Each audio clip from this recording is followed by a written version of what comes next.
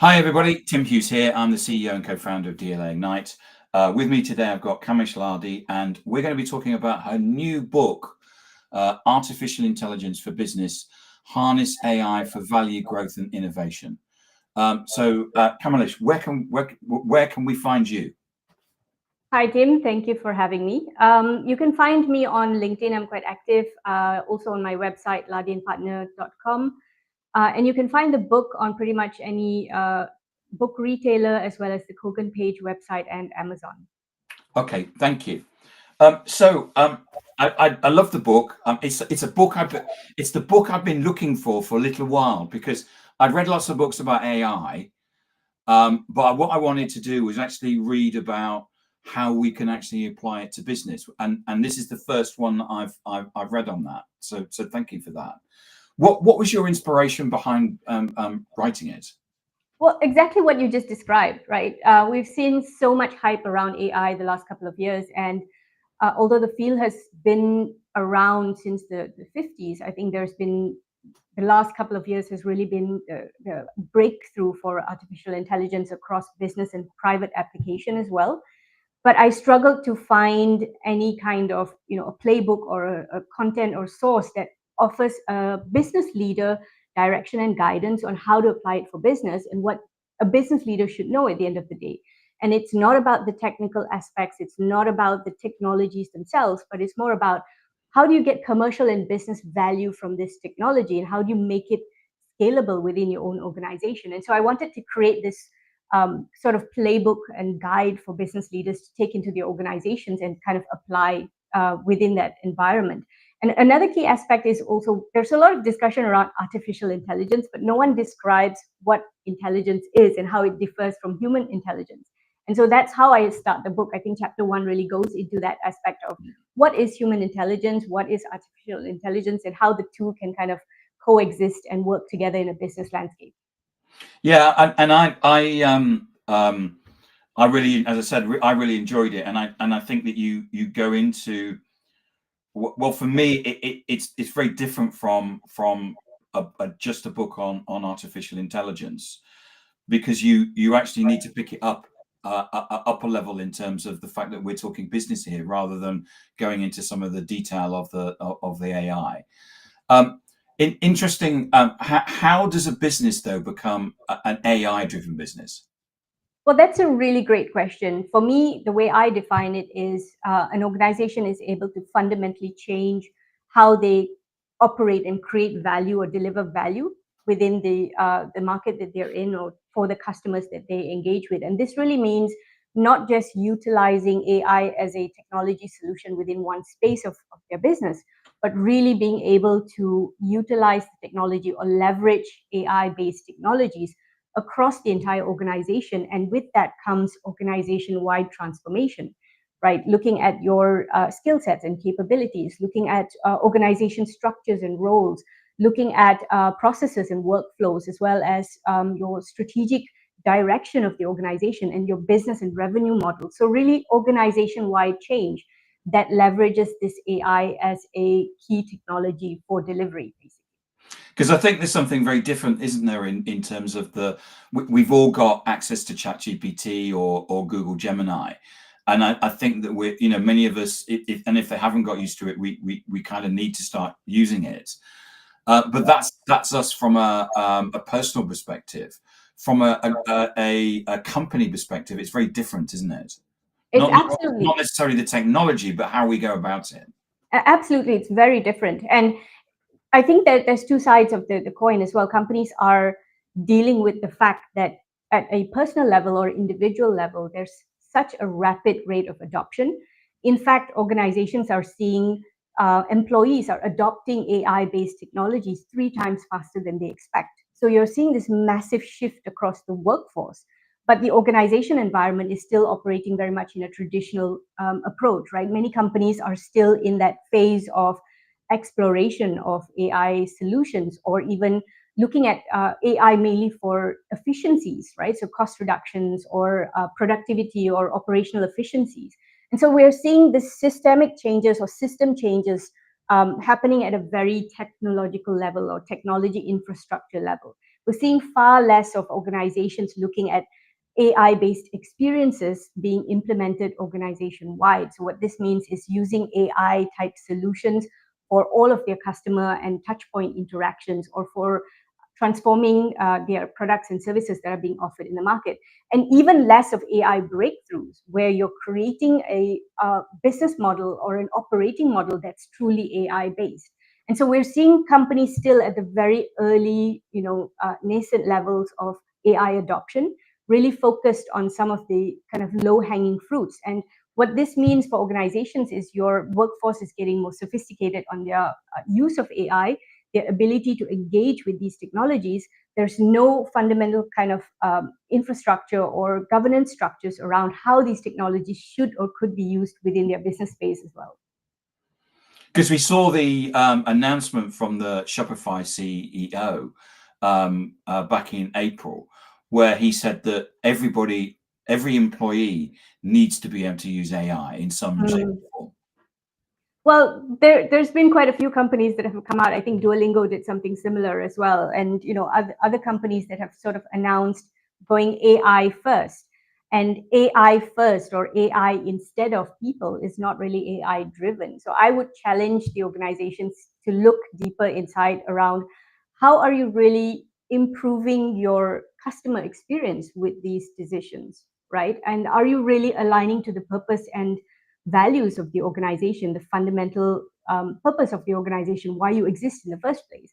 And I would also look at what it means when you say AI first. Does that mean that you've transformed your organization internally?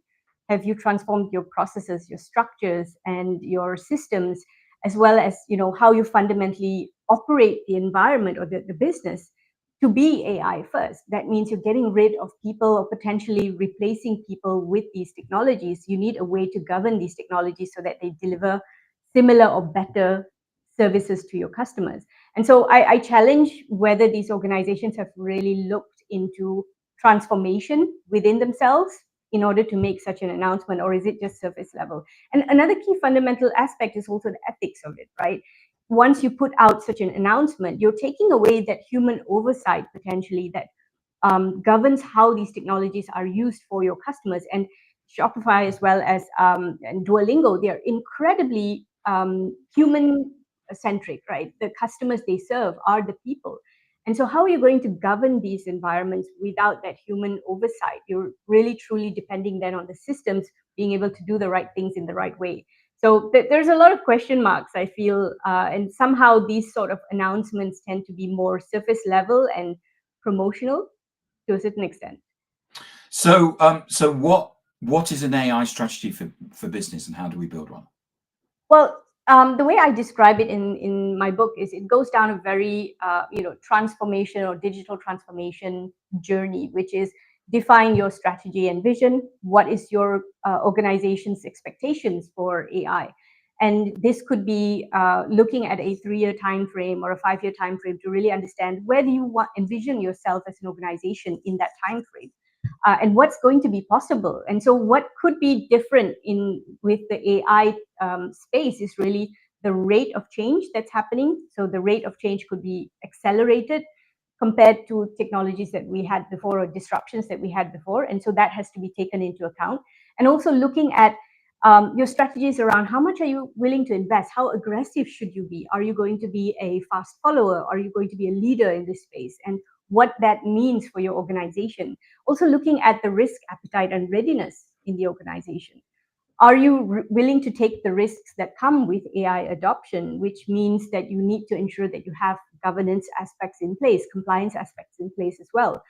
Regulatory compliance is also a big space that needs to be taken into consideration.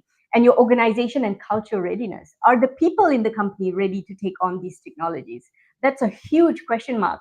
And in conversations that I'm having with leadership teams, what I keep hearing from C-level executives is we've got great people who have knowledge of the technology. They can come up with fantastic use cases, transformative ideas for using AI in business. But where we're truly struggling is having this culture and people readiness. As much as we want to put out the technology and the solutions, people are not using them because there's a certain element of fear, there's a certain element of mindset shift that has to happen in order to truly leverage the value of these technologies. And so that's creating such a barrier for companies. As fast as you want to go, you're only as strong or only as quick as your weakest link. And in this sense, not to say that people are weak, but people are the element that could really make or break your AI driven strategy. And so really coming back to understanding where people are today in your company and how these technologies can add value for them, and starting that sort of culture shift and readiness shift that's needed in order to leverage technology better is so crucial. And so that's where I would start for companies. Because if I'm going through my timeline on LinkedIn, most of the discussion about AI is either about how to use ChatGPT to do something for myself, or it's about data. Yeah. And your book is different because of the way that it's actually positioning it about, okay, what's the strategy for the business, how does that work, how do we disseminate the strategy, how do we disseminate the training and the vision, etc., to the people, which is very different from a discussion about structured and unstructured data. Absolutely. And I think that discussion around data is so crucial because, and I do describe this in the book as well, it's a prerequisite for any AI application within the organization. You need to have the right data, you need to have the right quality of data, and you need to have the right structure behind it in order to leverage these AI-based technologies. So that's crucial. But that's not the only question. And in my eyes, it's one part or one piece of the puzzle. In order to truly ensure your organization-wide transformation aligns with this AI direction, you need to have all the pieces of the puzzle slowly develop together. And what organizations can do is really start with exploration and experimentation, which is what we're seeing in the market. Most companies start with that space, but where I'm seeing companies sort of neglect or fall behind is creating a safe exploration environment for the employees and the people within the organization. So creating sort of a sandbox environment, not just for the tech teams, but also for the business teams and for all of the other people within your workforce. So they start getting used to how AI could be used within their business space. And it is crucial to start building up capabilities, for example, prompt engineering and those kinds of capabilities, which are new skills that we need to almost build up across the board. But my advice to companies really is to have sort of 3 levels of your workforce transformation, starting off with your organization-wide capabilities, right? What's the knowledge and skill you need to have all through the organization? It doesn't matter what function or level you're in. And that could be information around ethical use or safe use of AI, boundaries around data and information sharing, governance boundaries, and to create a sense of psychological safety as well, which is something that I find companies are really not paying attention to. You need to have a workforce that feels comfortable enough to raise the hand and say, this output from this AI system has an anomaly or has an error, or it cannot be trusted as much as we think it can be trusted. And that level of confidence in order to raise your hand and say, hey, let's take a stop and assess what's coming out of this AI system. I'm not sure it may be biased. I'm not sure it's absolutely right. To create that sort of safe space where there's no repercussions for kind of speaking up, that is something that organization-wide has to be built as part of your business and culture. And the second element is looking at really your functional-based use of the technology. So this could be specific knowledge that you might need around data science or data analytics or output interpretation and things like that. And then you have role-specific knowledge or skills or upskilling that's needed, right? So looking at individual roles or functions within your business and what specific trainings and capabilities are needed in order to effectively use AI. So there's sort of a journey that companies need to develop for these transformation efforts, and taking your workforce along in this journey is so crucial. Because you talk in the book about different frameworks that you suggest. And for example, when you're creating your strategy, you talk about the why, vision, and objectives framework. You also talk about the scout, shape, and shift framework as well. So talk to us about that, because that's about getting AI workforce ready, isn't it? Absolutely, and this is actually it's taken from McKinsey's, and it's quite a practical approach for organizations to take, which is really looking at, and this is something we as an organization utilize when we work with companies for AI workforce transformation. We really look at where your organization is today, what the workforce is, what their capabilities are today. So that involves skills analysis, looking at current tasks and kind of workflows, understanding that current environment. So that's the scout aspect. You want to see what's there, and you want to understand how much of what's currently available and being done in the company, how much of that can be automated with AI? How much can you optimize with AI? So in one recent AI marketing transformation that we did for a consumer finance company, over 80% of what the teams were doing could be automated, right? Just with generative AI. And so it really shifts the perspective around how your teams are structured, because you don't need a team of 5 or 6 people anymore. You need a team of maybe 2. And their focus task is around the strategic aspects and the oversight or the approvals of what's being done. So much of the work could then be automated, and the teams could then be focused towards doing critical tasks. And then the shape aspect, which is the next phase, is really looking at redesigning. And the redesign happens with AI in mind. So looking at your processes, your workflows, and really transforming the way things are done today, redesigning the workflows according to AI applications within those spaces. So a good amount of that is really understanding the capabilities of these technologies, which types of technologies could be utilized. So we don't go into the level of tool selection, but we go to the level of understanding functionalities and really redesigning those workflows. And then the third element is the transform or shift element, where you really transform the way people work. And this involves, training. So you kind of have a to-be environment, what you want to have, and then you have the current. And you bridge the gap by having trainings in place, upskillings, communicating the new workflows, new ways of working, and of course, new ways of measuring success in those environments as well. And so all of these come together as sort of a journey for organizations to go from one place to another with AI. And I think that, one of the things you cover in the book is you go from strategy right down to the scout shape shift framework. And for any organization where they're going through any level of digital transformation or AI transformation, there's going to be changes in process. There's going to be changes in working practice. Mm-hmm. And this idea of making sure that there's psychological safety for people, because everybody knows that if AI is going to be implemented, the number of people that's going to be required is probably going to go down. And this is a very important. That's going to have a cultural impact to the businesses. Absolutely. And this is a crucial question to raise and to ask and to answer.